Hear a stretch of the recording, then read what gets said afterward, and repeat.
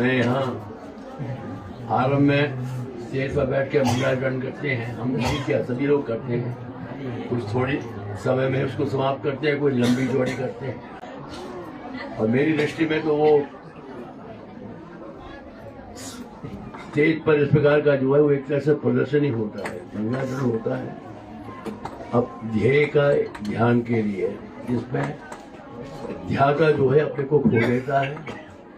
मंगलाचरण और जो स्टेज पर बैठकर और लंबी मंगलाचरण जो होता है वो मेरी नज़र में, वो मेरी दृष्टि में वो मंगलाचरण नहीं है, केवल प्रदर्शन है। आप मुझसे पूछ सकते आप क्यों करती हो? भाई मैं तो उसके लिए नहीं करता हूँ, मैं अपने गले को ठीक करने के लिए करता हूँ। गले को खकार के मैं अपने, वैसे भी आज गला खराब भी है और जरूरत नहीं पड़ी, पार्ट में ही मेरा गला खराब हो गया है, तो गले को साफ करने के लिए मेरी दृष्टि से पाठ करता हूँ मैं भगवान का, क्योंकि मैं जानता हूँ वहां बैठकर मैं प्रभु का ध्यान नहीं कर सकता। ध्यान के लिए एकांत चाहिए, एकांत ऐसा ध्यान जिसमें ध्याता अपने को भूले और स्वयं को ध्याता भूले, ध्यान को भूले और एकमात्र उस ध्यान का विषय रहे, उसी का ही ध्यान रहे जो ध्येय है परमात्मा। यही भक्ति है, भक्ति की पराकाष्ठा जो वो है जिसमें ध्याता स्वयं को भूलता है, ज्ञान ध्यान को भूलता है, भक्ति को भूलता है। केवल जो भक्ति का विषय है, ध्येय है, उसी के मात्र का स्मरण होता है, तब जाकर के वो उसी को स्तुति कहती है। तो उस समय एक हो जाता है, एक हो जाता है। जीव और परमात्मा एक नहीं होता, तत्व तो अलग ही है। एक हो जाता माने एक ही रह जाता है। जब तक ध्यान केंद्रित नहीं होता है तब ध्याता भी रहता है, ध्यान भी रहता है और ध्येय भी रहता है, तीनों। और ध्यान में जब केंद्रित हो जाता है तो केवल मात्र परब्रह्म परमात्मा ही रहते हैं, उसी को ही परम भक्ति कहते हैं। ये स्थिति ज्ञान की होनी चाहिए और ये स्थिति आप एकांत में ही बैठ करके अभ्यास से प्राप्त कर सकते हैं। स्टेज पर बैठ कर नहीं, दूसरी स्टेज पर जो है वो प्रदर्शन होता है, वो नहीं होता है। हमारे ये छोटे स्वामी जी जो हैं, अब क्या इनका नाम बोलूँ मैं, है नाम चक्रवाणी और है वामन, है वामन। भगवान वामन ने देखा कि मैं तो वामन हूँ, चक्र और शंख कहाँ धारण करूँ, अम्बा जी तक को भी धारण को छुपाया उन्होंने, और ये है चक्रवाणी। ये वामन होते हुए भी चक्रवाणी विशेष है, उन वामन से थोड़ी इनकी विशेषता है कि ये चक्रवाणी है नाम में और वामन है। इन्होंने प्रस्ताव रखा कि आप यहाँ 5 मिनट कुछ कह लें या स्टेज पर आकर के बैठ कर कह लें। तो मैंने इसीलिए इसको यहाँ पर स्थान को चुना कि मुझे वहाँ पर फिर ध्यान श्लोक बोलने की जरूरत नहीं है। प्रभु की सन्निधि में इतना बड़ा पाठ, इतना बड़ा अनुष्ठान हो चुका है और भगवान की सन्निधि है, उस सन्निधि में बैठ के 5, दूसरी शर्त थी कि आप 5 मिनट में बोलिए। तो ये तो कला मुझ पर आती नहीं है। ये बहुत ही जो ऐसे व्यक्ति होते हैं जो प्रतिभाशाली होते हैं, वही संक्षिप्त में हमारे गागर में सागर, इसके लिए प्रसिद्ध उक्ति है गागर में सागर। तो गागर में सागर को प्रवेश करने की हिम्मत मुझ में नहीं है। चर्चिल प्राइम मिनिस्टर था इंग्लैंड का, उसको कहा गया कि आप 2 शब्दों में अपने भावों को प्रकट करें, जो कहना है 2 शब्दों में। उन्होंने कहा ये मेरे लिए संभव नहीं है, आप और किसी से करवा नहीं, मैं तो 2 घंटे से कम बोलता नहीं, ये संभव नहीं।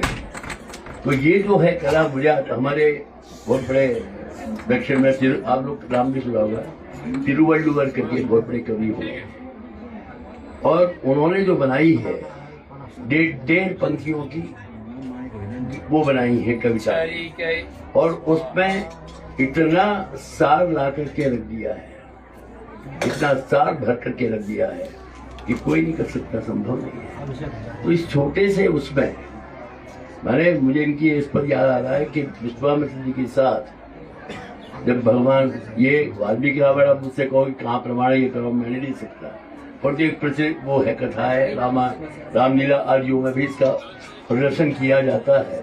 जब जाते हैं तो भगवान इसी निमित्त तो गए हैं, कि आकर के यज्ञ के संरक्षण के लिए और जो भी बाधा है उनको दूर करने के लिए ही साथ में गए हैं। तो ये जानते हो भी विश्वामित्र बताते हैं कि भाई ये दो मार्ग है, उनको देखना चाहते हैं। परीक्षा उनकी क्या करेंगे, मेरी बात नहीं समझ पाता है। जो स्वयं कहते हैं अहम वेद महात्मा रामम सत्य पराक्रमम करके कहते मैं जानता हूँ ये कौन है, तुम नहीं जानते, तुम जानते हो कि मेरा पुत्र है। इसमें आपकी पुत्रत्व की भावना है, आप इनको पुत्र समझते हो, तुम नहीं समझते हो, मैं जानता हूँ। मैं तो जिस व्यक्ति ने कहा वो यहाँ पर इस पर परीक्षा करता है कि दो मार्ग हैं, इस मार्ग में आप कौन से मार्ग पे जाना चाहते हैं। एक छोटा मार्ग है, एक लंबा मार्ग है, घूम के जाना पड़ेगा, एक सीधे जाएंगे। जो सीधा मार्ग है, छोटा मार्ग है, उसी में ही वो ताड़का रहती है। और घूम के यज्ञशाला के लिए हम पहुंचेंगे जहां पर आपकी मेरे यज्ञ की रक्षा करनी है, क्योंकि यज्ञ में जब आकर के वो करेंगे प्रहार, वो यज्ञ में बाधा उपस्थित करेंगे तब उनको मारने की आज्ञा थी। तो यज्ञ इस मार्ग से जाना चाहते हैं या इस मार्ग से, देखने के लिए प्रभु कहते हैं कि इसी मार्ग से जाके इस पर ताड़ कर छोटे मार्ग में। तो ऐसा ही इन्होंने कहा है कि आप पार्टमेंट करना चाहेंगे या बड़ा वहां पर करना चाहेंगे। मैंने इसी को चुना, प्रभु ने भी वहां चुना, मैंने भी ये चुना। अब प्रश्न उठता है कि आप लोगों ने इतना बड़ा आयोजन, इसका दर्शन सब कुछ किया, बड़ा अच्छा। और जैसे मैं तो आज ही आया हूँ, स्वात्मना देखा, बड़ा मन बहुत प्रसन्न हुआ, बहुत कुछ हुआ। जिस प्रकार का स्वामी जी ने इसका यहाँ पर इस प्रकार का निर्माण करके किया, बड़ी प्रसन्नता हुई लेकर के। सब लोग माने ये मैंने देखा, हमारे यहाँ ये नहीं होता है कि बाजी वालों को भी आकर के वहाँ उनके द्वारा भी वहाँ पर बाजा बजवाया जाता है। और जो भगवान के भजन गा रहे थे उनको भी बुलाया गया, उनको भी सत्कृत किया गया उनके द्वारा। बल सत्कार और कुछ नहीं, यही सत्कार की प्रभु की आज्ञा से बुला के और विशेष रूप से उनका श्रवण करना चाहता हूँ। ये मैं देख के बड़ा प्रभावित हुआ है कि अच्छा प्रकार का वो है, ये देखा। अब ये इसके पीछे मैं देखता हूँ बड़ा बहुत ही वो होती है कि इस जगह का नाम है पुनर्वास।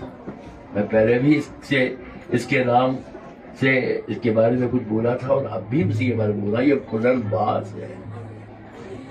क्या पुनर्वास और भगवान का जो आज वो हुआ है वो पुष्प पुनर्वसु, दोनों का वो पुनर्वास है। भगवान का प्रभु का नक्षत्र पुनर्वसु भी है। तो पुनर्वास का मतलब पुनर्वास मान पुनः वास। पहला जो वास है वो वास नहीं है। अभी जो वास आप गोविंदाचार्य जी यहाँ पर वैष्णव बना करके उनको पुनः यहाँ पर वास किया है, ये पुनर्वास है। वो वास नहीं कहलाता है।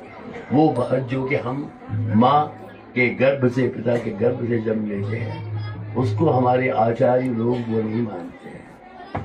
अन्ननान पिरंदिलेन पिरंद पिन मरंदिलेन, ये भक्तियार स्वामी जी की उक्ति है। भक्तियार स्वामी जी कहते मैं उस दिन नहीं पैदा हुआ, आप लोगों का वास उस दिन नहीं हुआ। पिरंद पिन मरंदिलेन, जब मैं पैदा हुआ, जिस दिन पैदा हुआ उसके बाद मैंने कभी भी उनको भुलाया नहीं, उनको विस्मृत नहीं किया। तो उसी प्रकार वो वास नहीं, ये वास है जिसमें आकर के पंच संस्कार से संस्कृत कर आपको श्री आचार्य चरण में ले जाके छोड़ करके कहा कि इस प्रकार ये चेतन आपकी शरण आया है, इसको माने। पर आप लोग थोड़ा इसको भी बोल देता हूँ कि आप लोग मंत्रो यागश्च पंचमहा करके याग शब्द से आप लोग समझते हैं कि वो जो शंख चक्र को तप्त करने के लिए जो हवनादि करते हैं, भ्रम यह है कि उसको यज्ञ समझते। यदि वो है तो वो आखिर में नहीं है, आरंभ में ही आप आकर के तप्त करने के लिए हवन करते हैं, होम करते हैं, पहले ही करते हैं। आरंभ वहीं से उठा तो महास का क्रम होना चाहिए, वहां होना चाहिए। वहां ताप पुंड तथा नाम के पहले, पुंड और नाम के बीच में, वहां पर इसका उल्लेख होना चाहिए, उसका कीर्तन होना चाहिए। वहां नहीं हो रहा है। कहाँ हो रहा है? मंत्रो याग, मंत्र के बाद जो याग है। मंत्र के बाद कौन सा याग है? याग किसको कहते हैं? यज्ञ कहते हैं। यज्ञ कहते हैं देवता उद्देश्य द्रव्य त्याग याग। देवता उद्देश्य द्रव्य त्याग याग।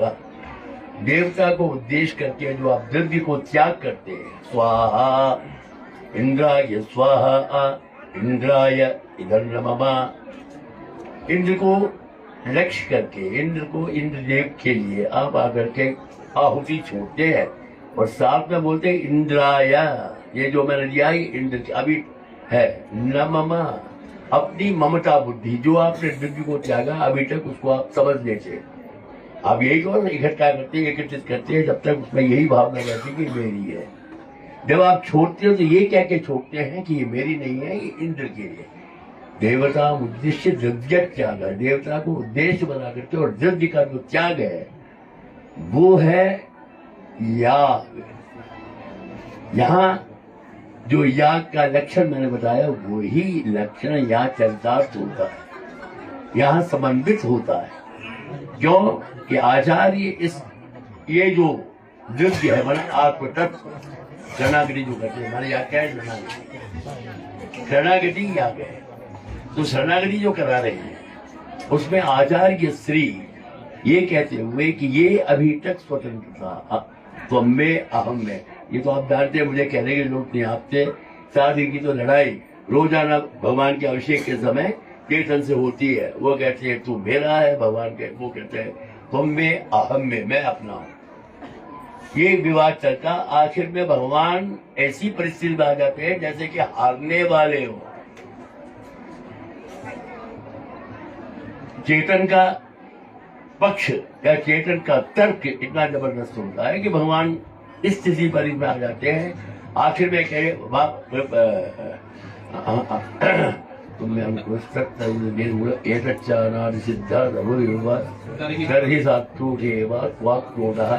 गीता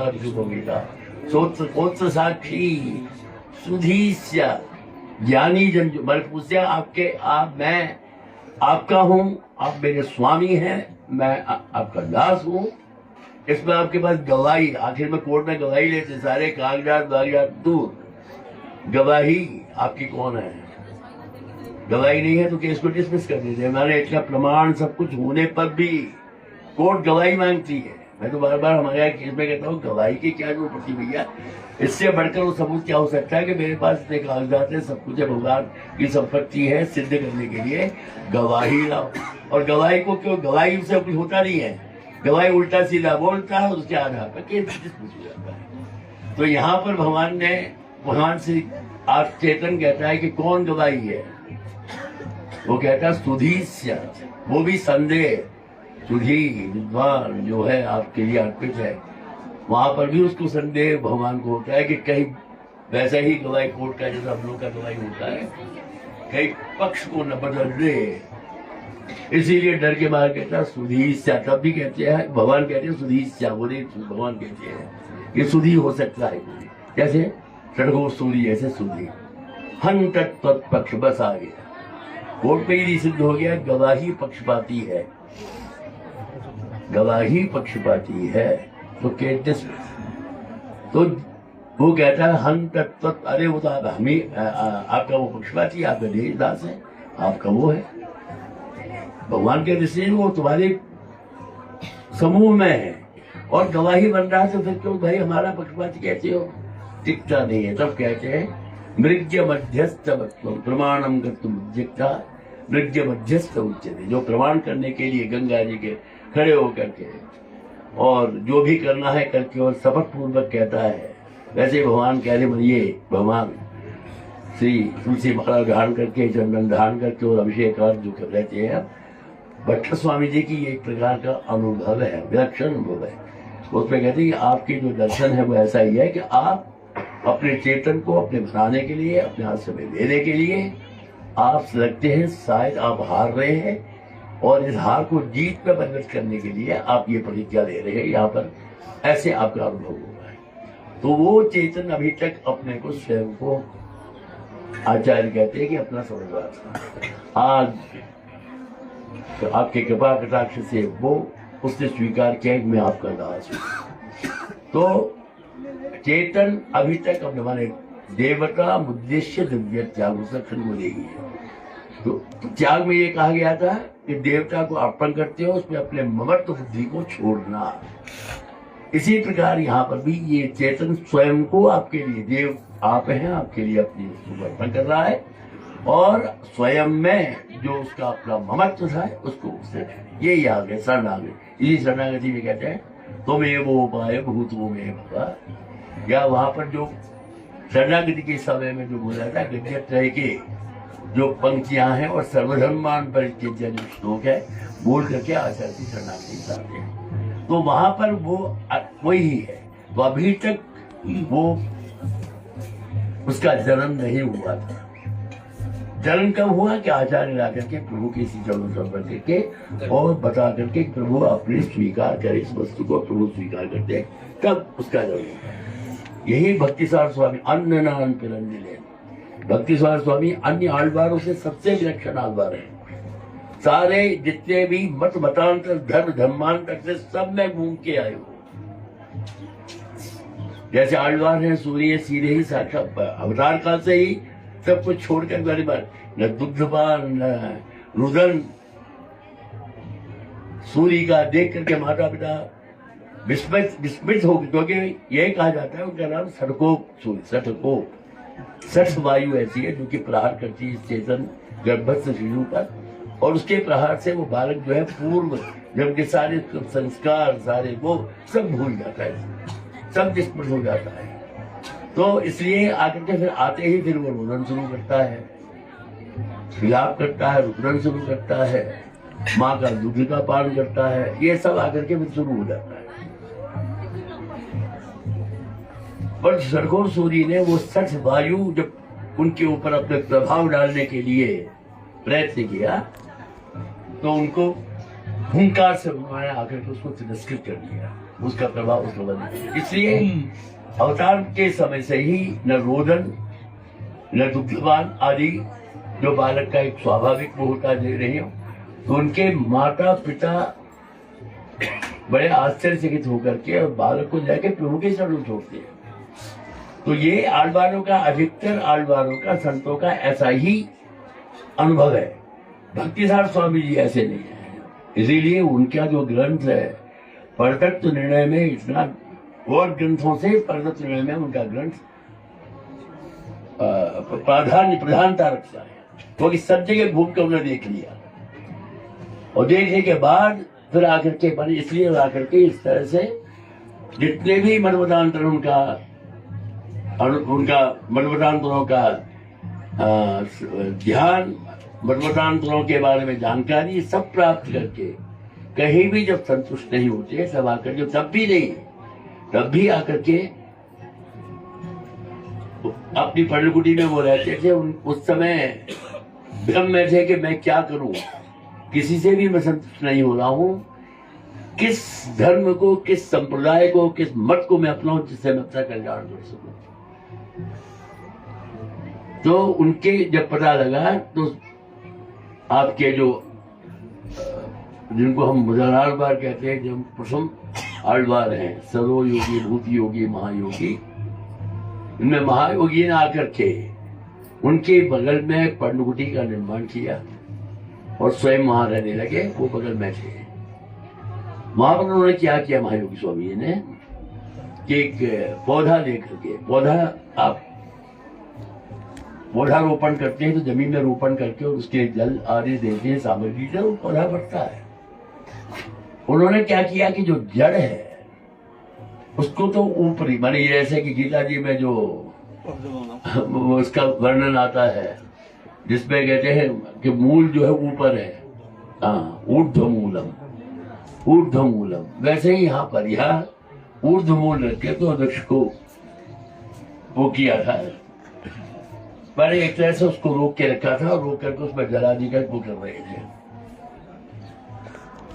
तो भक्ति साहब, क्योंकि उनको आकर्षित करना था, उनको इधर वो करना था, किस तरह करे कि वो पूछे और मैं जवाब दूं, उनको ये न लगे कि मैं इनके लिए आया हूं, वो प्रश्न करे और जवाब मैं दूं, उनको ये आभास न हो कि जो भी है मेरे लिए किया जा रहा है।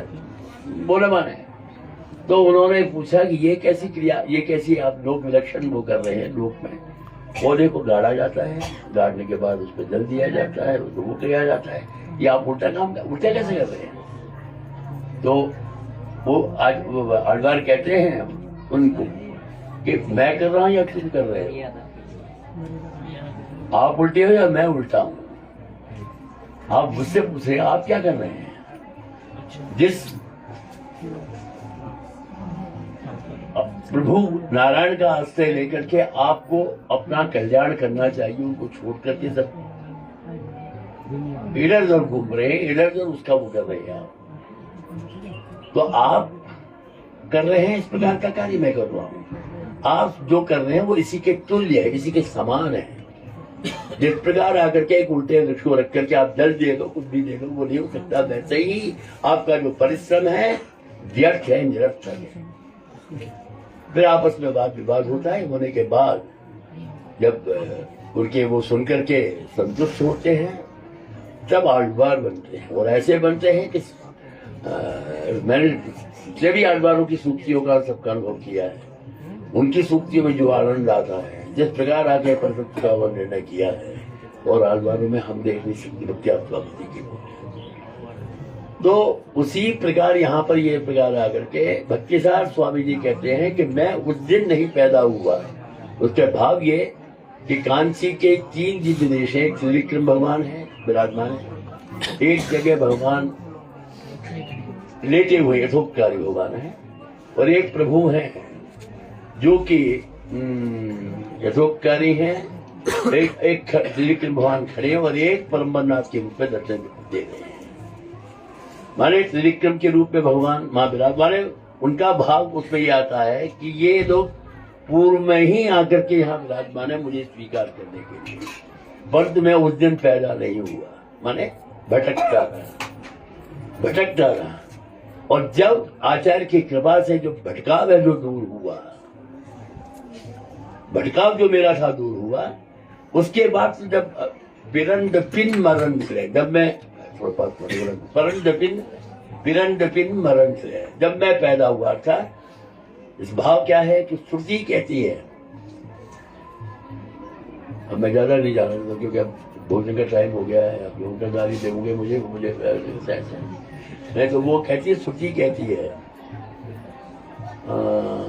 असद ब्रह्मेति वेद चेत् अस्य ब्रह्मेति चेत् भेदा संतमेनम ततो विदुर्हिति। श्रुति भी कहती है असद ब्रह्मेति वेद चेत्। ब्रह्म यहाँ पर ब्रह्म इति असत चेत, ब्रह्म की सत्ता का ज्ञान जिसको नहीं है, ब्रह्म इति असत ब्रह्मे, ब्रह्म असत इति वेद से, ब्रह्म असत है नहीं है। यदि किसी की ये चिंतन है, किसी का ये सोच है, तो वो असत ब्रह्मे वेद से असत ब्रह्म ब्रह्म वेद असत ब्रह्म असदिति वेद से, ब्रह्म असदिति वेद, वो असत है। और जो जानता है कि जिसको ब्रह्म का ज्ञान है वो सत है। ब्रह्म ये मान, तो इसका मतलब ये है कि आपके जन्म में जब तक आपको ब्रह्म का ज्ञान नहीं है, श्रुति की नजर में, शास्त्रों की नजर में, संतों की नजर में वो असत है, हो न होने के बराबर है। ये भी हम लोग कहते हैं द्विजन्मा, दूसरा जन्म माना जाता है ब्राह्मण के लिए। पहला जन्म माता की गर्भ से पैदा होता है, दूसरा जन्म जब यज्ञोपवीत धारण होता है। परंतु इसमें भी हम पहले जन्म को मानते ही द्विजन्मा कहते हैं। पहले जन्म को नहीं छूटा, उसको मानते हुए ही ये दूसरा जन्म माना गया, उसको मान के द्विजन्मा नाम किया। और यहाँ वो पहले जन्म को जन्म नहीं मानते जब तक कि ब्रह्म का ज्ञान नहीं हो, ब्रह्म के प्रति समर्पण की भावना नहीं हो, परमात्मा के अस्तित्व का अस्तित्व को वो नहीं हो, वो असत ही है। तब तक असत है जब तक कि आकर के प्रभु आचार्य के द्वारा प्रभु का शरण नहीं लेता तब तक वो असत है। तब उसके बाद तो वो कहते हैं मैं जब पैदा हुआ था, मैं उस दिन पैदा नहीं हुआ, माने ज्ञान उसके बाद मैं पैदा नहीं। उन्होंने समझ लिया कि मेरी पैदाइश आज से, क्योंकि आज आचार्य की कृपा से मैं प्रभु के शरण में गया हूं। ये पैदाइश है, वो पैदाइश नहीं है। अब एक बार दृष्टांत दे तो मैं समाप्त करता हूं उसमें। अक्रूर को भेजा था कंस ने भगवान को उधरवा के लाने के लिए, उसके बहाने से वो भगवान का अनिष्ट पहुंचाना चाहता था। एक प्रश्न भी उठता है कि अक्रूर को इसका ज्ञान था या नहीं था। ज्ञान था भी, तब भी वो चाहते थे कि इसका विनाश होना जरूरी है, इसलिए स्वीकार करके जाते हैं भगवान कृष्ण को लेने के लिए। उस समय जाते हैं, उनकी कल्पना, उनकी चिंतन है सुप्रभाता च मे निशा। आज तक की रात्रि कभी भी सुप्रभात उसका हुआ नहीं, क्योंकि उठते ही कंस का ही मुख देखना पड़ता था। कंस के जो चरित्र है उसका अवलोकन करना पड़ता था। मैंने कंस के ही मेरा जीवन अभी तक अर्पित था, क्योंकि अब तो होने वाला नहीं, वो कंस का तो वध होना वो होता था। तो अभी तक क्योंकि मैंने कंस को ही अपने जिंदगी को, अपने जीवन को अर्पण किया, उठता हूं तो कंस का मुख देखना है तो दिन भर उसके चरित्र को देखना। पर तो आज मेरी जो निशा है सुप्रभाता में निशा, उसका सुप्रभात होने वाला है, क्योंकि यदुन्निद्राब्ज पद्माक्षम, जो कमल नयन है प्रभु उन्निद्र पद्माक्षम, और ये निशा का वर्णन करते हैं, थोड़ी थोड़ी खुली हुई है। जब मेल मिलिया वो, माने अम्मा जी भी प्रार्थना करती है कि एक साथ अपने दृष्टि का विषय हमें हम सहन नहीं कर पाएंगे। अम्मा जी कहती धीरे धीरे अपने नेत्रों को विकसित करते हुए अपनी कृपा कटाक्ष का पात्र हम लोगों को बनाए। आपकी दृष्टि को एकदम नेत्र खोल कर आप देखेंगे तो हमें दृष्टि सहन, यहाँ भी विष्णु दीक्षित, मतलब भगवान विष्णु का जो बुखार मिल रहा है, ऐसा बुखार बन जिसमें नेत्र ऐसे जैसे उन्निद्र, मैंने थोड़े मुगलित हैं, थोड़े खुले हुए हैं, ऐसे नेत्रों से अलंकृत जिनका मुखार बिंद है, ऐसे विष्णु मैंने भगवान कृष्ण, और उनको एक ही रूप में माना। भागवत आप कहीं भी देखेंगे, माने आज उसकी व्याख्या कर देते हैं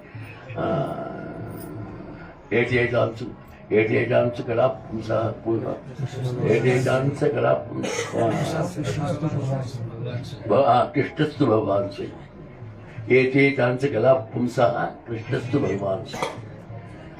बाकी सारे जितने भी हैं वो अंश का इसके ऊपर व्याख्या करते हैं। भगवान के जितने भी अवतार है वो सब पूर्ण है, पूर्ण नहीं है, और भगवान कृष्ण का ही जो अवतार है वो पूर्ण है, इसकी व्याख्या करते। ये नहीं कि ऐसे शब्द जो है पूर्व परामर्शी होता है, उसके पूर्व में कहीं भी उसके और विप्रकृष्ट दूर में अवतारों का वर्णन है। एकदम पूर्व में जो वर्णन है वो जितने भी आपके वो जिसको यज्ञ विभूति मत्सर्वम श्रीमदूर्जितमेव, उन सबको भगवान अपना वो मानते हैं। वैसे ही तत्वों का वर्णन है जो विभूतिमान है, एक विभूति मत्सर्वम सत्वमूर्ति, जो सत्य है उनका वर्णन करके एते जान से कला पुंसः कृष्णस्तु भगवान स्वयं करके उसका वर्णन करते। उसका मतलब ये पूर्व में उनका वर्णन, वो अंश का ही है, उसमें कोई संशय ही नहीं है। भगवान कृष्णस्तु भगवान स्वयं। ऐसे राम के बारे में भी व्याख्या करते हैं कि राम पूर्ण है। यही एक ऐसा संप्रदाय है जिसमें राम कृष्ण नारायण विष्णु सबको एक ही समतुल्य माने, एक, क्योंकि भगवान अवतार अवतारी में हम कोई भेद नहीं मानते। हमारे आराध्य भगवान कृष्ण भी है, श्री राम भी है, हमारे यहाँ कहीं नहीं, क्योंकि नारायण के अवतार हैं तो नारायण के अवतार हैं। यहाँ तक निर्णय किया क्या नरसिम्हादि जो अवतार है वो भी पूर्ण अवतार हैं, राम कृष्ण भी पूर्ण अवतार हैं। राम और कृष्ण का अधिक प्रकाश हुआ। नृसिंह और वराह भगवान किसी कार्य संक्षेप कार्य के लिए आते हैं, करते हैं और चल देते हैं, और पूर्णता में कोई वो नहीं है। उसमें किसी प्रकार कमी नहीं है। आप एक तिली जो दिया चलाई की एक तिली होती है, छोटी सी होती है ना, पर उसको जितना उसको सामग्री मिलती है जलाने के लिए उतना ही जलाते। यदि उसको जंगल मिल गया जलाने के लिए, पूरे जंगल खाक कर देगी।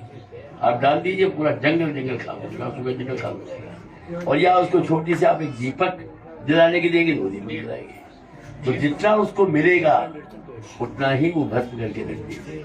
ऐसे ही नृसिंह और अवतार जो है अवतरित हुए, उनको जितना कार्य विशेष जितना करना था और शक्ति उतनी ही थी जो राम और ब्रह्म माने पूर्ण ब्रह्म की जो शक्ति है वो पूरी की पूरी लेकर के आओ, कोई कमी नहीं। तो राम के लिए भी ऐसे कहते हैं पर पूर्ण अवतार भगवान राम भी है, कृष्ण भी है, सब है। तो ऐसे भगवान कृष्ण के मैं नेत्र को, विष्णु भगवान जो है उनके नेत्र का मैं अवलोकन करूंगा। अतः है आज की जो दिशा है उसका सुप्रभात होने वाला है, जो कि आप सत्य होगा। तो क्या मतलब है कि अभी तक जिस प्रकार उनकी दिशा सुप्रभात नहीं हुई, अभी तक 8 बार कहते हैं कि मेरा जन्म नहीं हुआ, आज ही जन्म हुआ, उसी प्रकार ये जो जगह है इसका नाम इतना बड़ा सुंदर है, इसका पुनर्वास, पुनः जन्म के बाद जो पुनर्वास वैष्णव यहाँ जो वैष्णव हुए हैं उनका एक तरह से वो प्रतिपादन पुनर्वास। तो मैं तो इस नाम से काफी प्रभावित और वो हूँ, क्योंकि आगे उसके नाम में ही ये है बहुत बड़ा वेदांत, बहुत बड़ा सिद्धांत इसके नाम में नहीं है। बहुत बड़ा सिद्धांत वेदांत जो आचार्यों ने कहा, जो 8 बार किया, वो इसके नाम में है। और यहाँ गोविंदाचार्य जी जो इस प्रकार का आयोजन कर रहे हैं, वैष्णव धर्म का प्रचार कर रहे हैं और बहुत ही प्रसन्नता है और वर्षराम की प्रार्थना है। दूसरा आप लोगों से ये भी है कि ये तो यज्ञ हुआ, अब इसके बाद महान यज्ञ आपके यहाँ होने जा रहा है। वो बड़ा यज्ञ हो रहा है, सारे नेपाल में होने वाला है। 5 तारीख को, मार्च 5 तारीख को माने, वो भी एक यज्ञ है। मैंने आपको बता दिया यज्ञ वो भी है। यज्ञ की मैंने आपको उत्पत्ति कर दी कि एक वो व्युत्पत्ति, दूसरा है यज्ञ देवता की उपासना, देव का मुखोल्लास के लिए किया जाता है, देवता के मुखोल्लास के लिए किया जाता है। ये उसको यज्ञ कहते हैं। एक तो लक्षण में बताया था देव तो उद्देश्य त्याग है, तो इसमें भी मुखोल्लास है। और ये भी इस प्रकार का एक राष्ट्र का जो आके निर्माण होने जा रहा है जिस यज्ञ के माध्यम से, वो यज्ञ होने जा रहा है। अधिक से अधिक आप लोग उसमें हिस्सा लेकर के यज्ञ को सफल बनाए। साथ में ये भी है, केवल इतना ही नहीं है कि प्रभु से भी ये प्रार्थना है, इसको यज्ञ के रूप में स्वीकार करें, मुखोल्लास पूर्वक इस राष्ट्र को अपने आशीर्वाद से, अपनी कृपा से अनुग्रहित करें, स्थिर सरकार बने जो इस देश को उन्नति के पर, क्योंकि आप लोग जैसे भारत की चिंता करते हैं, हम लोग आपके नेपाल को केवल एक सीमा आपको और हमको अलग कर रही है। धर्म से, संस्कार से, सब तरह से हम लोग एक हैं, केवल एक सीमा है। तो हम जैसे आप लोग भारत के लिए, भारत में कोई बात होती है, कुछ होती है, तो आप लोग जैसे चिंतित होते हैं, हम भी नेपाल में कुछ होता है तो बहुत चिंतित होते हैं उससे। और रोज प्रभु की प्रार्थना में भारत के साथ हम नेपाल को भी जोड़ करके ही लेकर के चलते हैं। इसको हम समझते हैं कि अपना है, इसको अपना समझते हैं। तो अधिक से अधिक और प्रभु से प्रार्थना है कि ऐसी कृपा करें, ऐसी वो सरकार बने, वो स्थिर सरकार बने, इस देश की उन्नति का वो बने, भारत के साथ संबंध सुमधुर रहे और दोनों मिलकर के विश्व में शांति की स्थापना के लिए प्रयत्न करें। और उसके बाद एक और यज्ञ बहुत होने वाला है कि इधर यज्ञ में आदि और अंत, बीच में ये यज्ञ आपका देश का आदि का हो चुका है, ये इसके लिए जो यज्ञ होने वाला संपन्न होने जा रहा है। और उसके बाद भगवान गोदार्ग मंदार का ब्रह्मोत्सव रूपी यज्ञ, उसके बाद वो यज्ञ संपन्न होगा। भगवान यज्ञ में दीक्षित है, आस्थित संरक्षण रूपी यज्ञ में प्रभु दीक्षित है। हमारे यहाँ रंगनाथ भगवान है, तो लेते हुए बात में जाओगे तो दर्शन होगा, श्रीनिवास भगवान के जाने के लिए कक्षपात करके अंदर जाओगे, दर्शन के पहले रंडी रंडी सुनना पड़ता है। वहां पर जरगंडी रंडी कुंडी ये सुनना पड़ता है। वहां पर भी आपका मन तृप्त नहीं होता है कि अरे मेरे रक्षक मुझे भगा रहे हैं, क्या मेरा रंगना कोई रंग बन रहा है। खड़े होके आपको यूं दिखा रहा है। हनुमान जी पर खड़े हो जाइए, वहां से आपको दर्शन होंगे। अंदर जाके दर्शन नहीं करना है, हनुमान पर खड़े हो जाइए, हनुमान जी के खड़े होकर दर्शन करेंगे। प्रभु इस प्रकार हस्त करके खड़े हैं, कह रहे हैं डरो माँ भैसी, डरो मैं हूं। यहीं से जब जाता है दर्शन करके वो चेतन संतुष्ट होके जाता, अपने को और पुष्ट करके जाके प्रभु की तरफ पहुंचता है।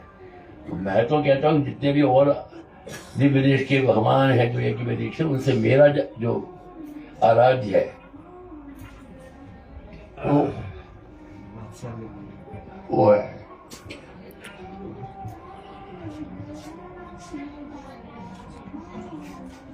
तो उसी कि मैं भी आप लोग को निमंत्रण दे रहा हूँ। फिलहाल अनुभव करें, आप लोग आते हैं, काफी लोग आते हैं दर्शन करेंगे, पर मेरी तरफ से भी बात है प्रभु बुला रहे हैं आपको, आपके कृपा करने के लिए। आप लोग उसमें बता रहे हैं और ऐसा भी हो चुका है।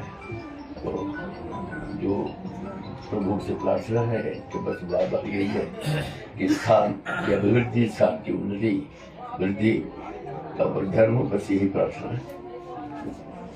बोलिए श्री स्वामी जी महाराज की।